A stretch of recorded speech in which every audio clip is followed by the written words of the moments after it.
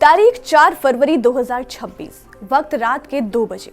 गाजियाबाद की Bharat city society के tower B1 में सन्नाटा पसरा था, लेकिन फ्लैट नंबर 907 में कुछ ऐसा चल रहा था जिसे सुनकर के आज पूरा देश कांप उठा है।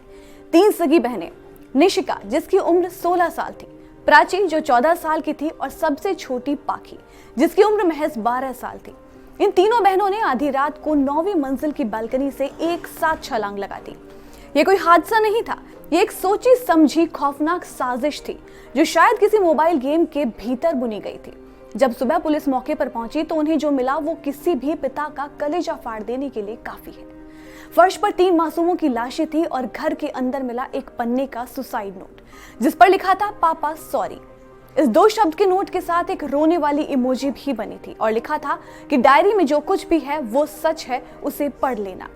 सवाल यह है कि उस डायरी में ऐसा क्या है जिसे पुलिस अब तलाश कर रही है। आखिर वो कौन सा सच है जिसे बताने की हिम्मत ये बच्चियां जीते जी नहीं कर पाई। शुरुआती जांच में जो बात सामने आई है वो हर माता पिता के लिए खतरे की घंटी है। इन तीनों बहनों को online task based Korean lover game की खतरनाक लत थी। ये लत इतनी गहरी थी कि इनका उठना बैठना, खाना पीना और स्कूल जाना सब कुछ एक साथ होता था। हैरानी की बात तो ये है कि जिस मोबाइल को हम बच्चों के हाथ में ये सोच कर देते हैं कि वो दुनिया से जुड़ेंगे, उसी मोबाइल ने उन्हें मौत के करीब पहुंचा दिया। पुलिस अब उन फोन्स की फॉरेंसिक जांच कर रही है। शक है कि गेम के किसी टास्क ने उन्हें सुसाइड के लिए उकसाया। क्या गेम के दूसरे छोर पर बैठा कोई शख्स उन्हें निर्देश दे रहा था? क्या उन्हें कोई चैलेंज दिया गया था जिसे पूरा करने के चक्कर में उन्होंने मौत की छलांग लगा दी? निशिका, प्राची और पाखी, इन तीनों के बीच का प्यार सोसाइटी में मिसाल दिया जाता था।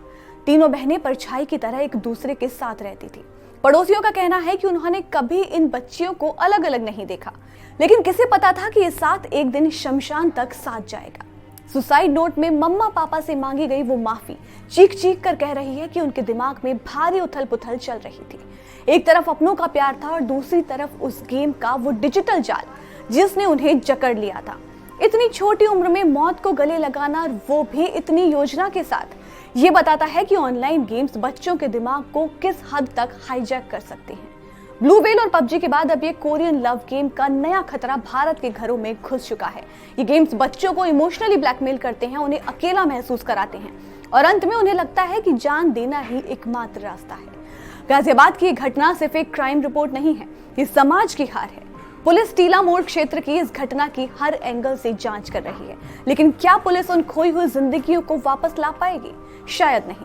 लेकिन ये घटना हमें सोचने पर मजबूर करती है कि आखिर हमारे बच्चे डिजिटल दुनिया के किस अंधेरे कोने में खोते जा रहे हैं। मोबाइल गेम्स की ये लत एक ड्रग्स की तरह है जो धीरे धीरे दिमाग को सुन्न कर देती है।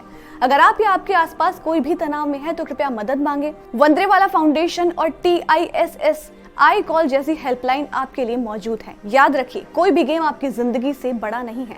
गाजियाबाद की इन 3 बहनों ने जो कदम उठाया है उसने एक हंसते खेलते परिवार को ताउम्र का दर्द दे दिया है।